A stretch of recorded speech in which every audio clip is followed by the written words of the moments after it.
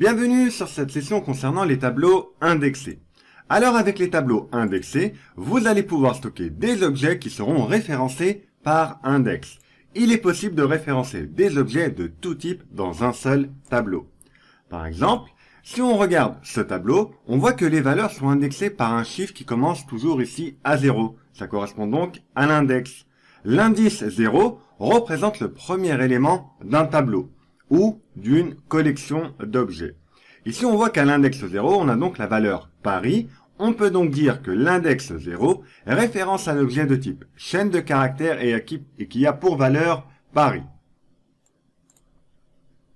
Alors pour déclarer un tableau et initialiser plusieurs objets à l'intérieur d'un tableau, c'est très simple. Ici par exemple, on va déclarer un tableau qui va s'appeler donc chemin underscore app. Vous voyez donc que ça se déclare exactement de la même façon qu'une variable. Ensuite, on va rajouter donc égal et qui sera donc ici égal à nos objets. Par exemple, ici on va mettre c windows/write.exe.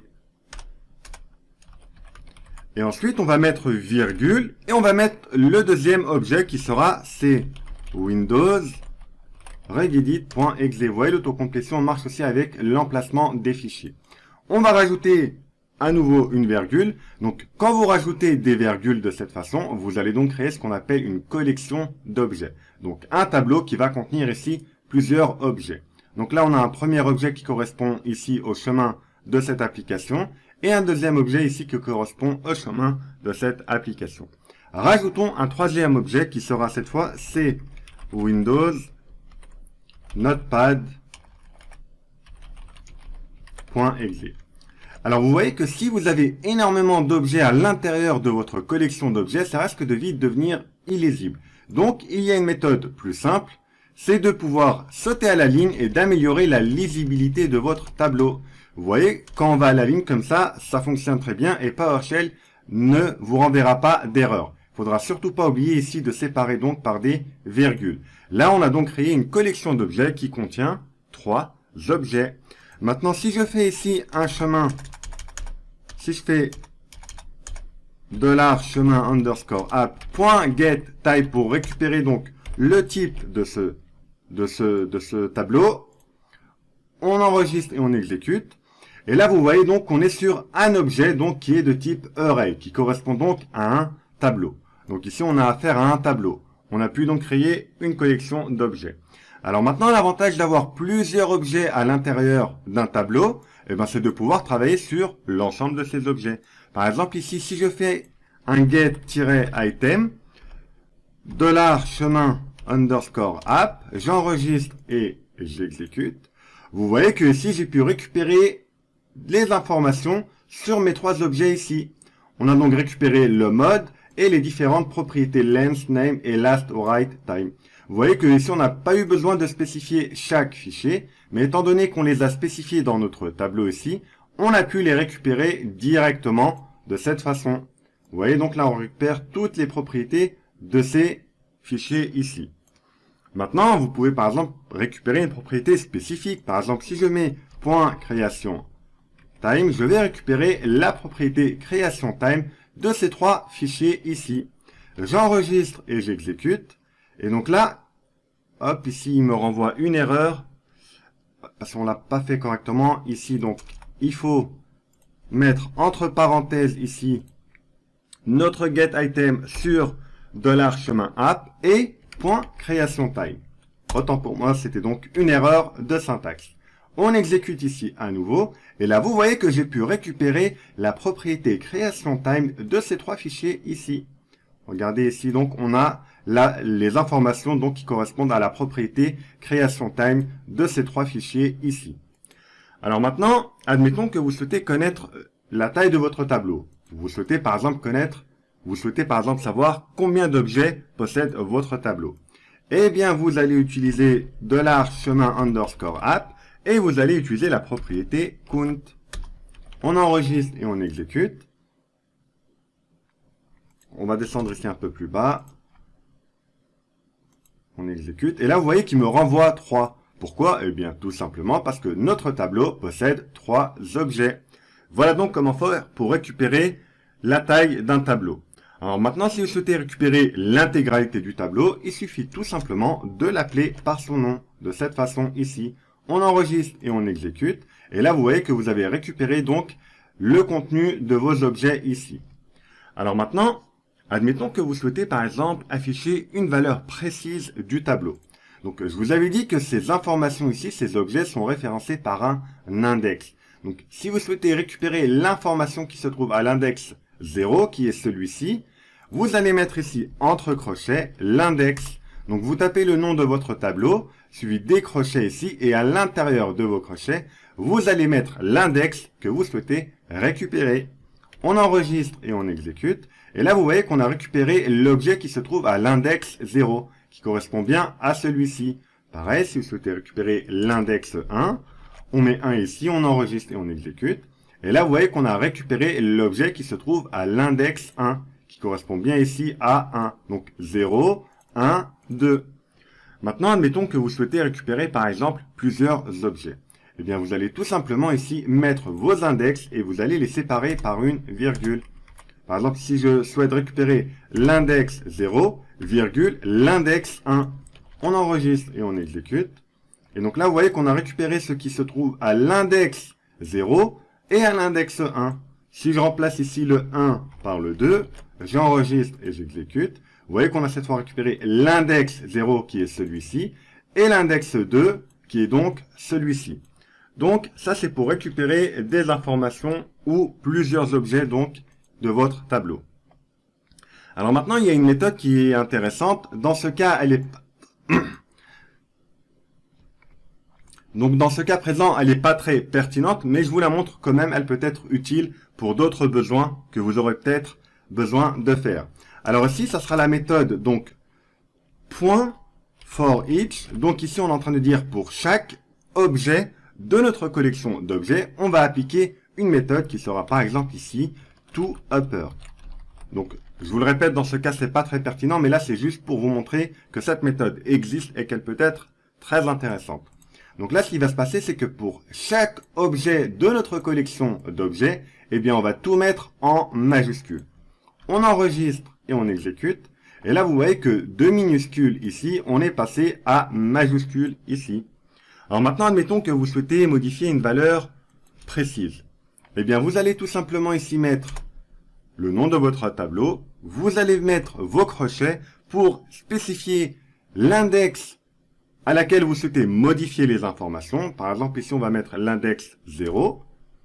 Et on va faire un égal. Et cette fois, on va donner la nouvelle valeur qui sera par exemple, c'est Windows Explorer. Ici, j'appelle mon tableau pour vous montrer que la valeur ici a bien été modifiée. J'enregistre et j'exécute. Et là, vous voyez que ici, maintenant, on a bien Explorer et non plus write.exe. Alors maintenant, admettons que vous souhaitez modifier une valeur de cette façon. Ça marche très bien. Vous spécifiez ici l'index et ensuite, vous faites un égal pour lui donner la nouvelle valeur. Mais vous avez également une méthode qui est tout aussi simple, c'est la méthode setValue qui permet donc de modifier la valeur d'un objet que vous allez spécifier. Et si on va dire donc qu'on souhaite, ici, entre guillemets, on indique qu'on souhaite rajouter cette valeur, pardon, qu'on souhaite pas rajouter, mais qu'on souhaite modifier une valeur par une autre. Donc là, on va dire que la nouvelle valeur, ça sera par exemple c'est Windows /write.exe. Donc là, on avait vu qu'on avait mis ici, qu'on avait modifié par Explorer. Donc on a modifié write par Explorer. On va le remettre ici. Donc là, ici, on a mis entre guillemets la nouvelle valeur. Ensuite, vous allez mettre une virgule pour spécifier l'index que vous souhaitez modifier. Ici, on met 0 et on ferme la parenthèse. Si j'appelle de nouveau ici mon tableau, j'enregistre et j'exécute. Donc là, vous voyez qu'à l'index 0, on a bien modifié la valeur ici qui était donc Explorer. Là, c'était write, mais on l'avait modifié par Explorer. Et là, on a pu la remodifier de cette façon ici. Donc ici, vous indiquez la nouvelle valeur et ici, vous indiquez l'index que vous souhaitez donc modifier.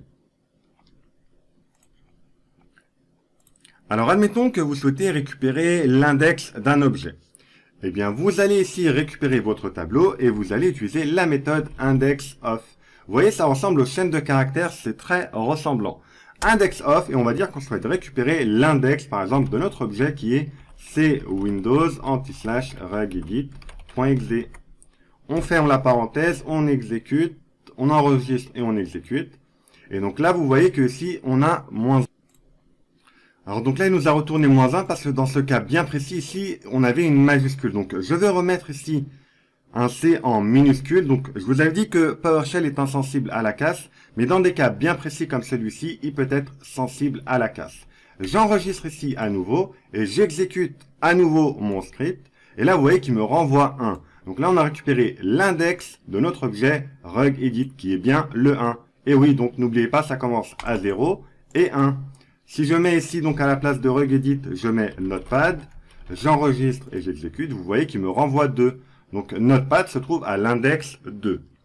Vous avez également une méthode qui vous permet de récupérer donc la valeur d'un objet. Donc ici, par exemple, on va utiliser la méthode .get, ici donc get, pour dire qu'on souhaite récupérer donc l'objet qui se trouve par exemple à l'index 1.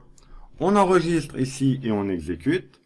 Et donc là, vous voyez qu'on a bien récupéré donc l'objet qui se trouve à notre index 1 ici. Alors maintenant, tout ça c'est bien beau.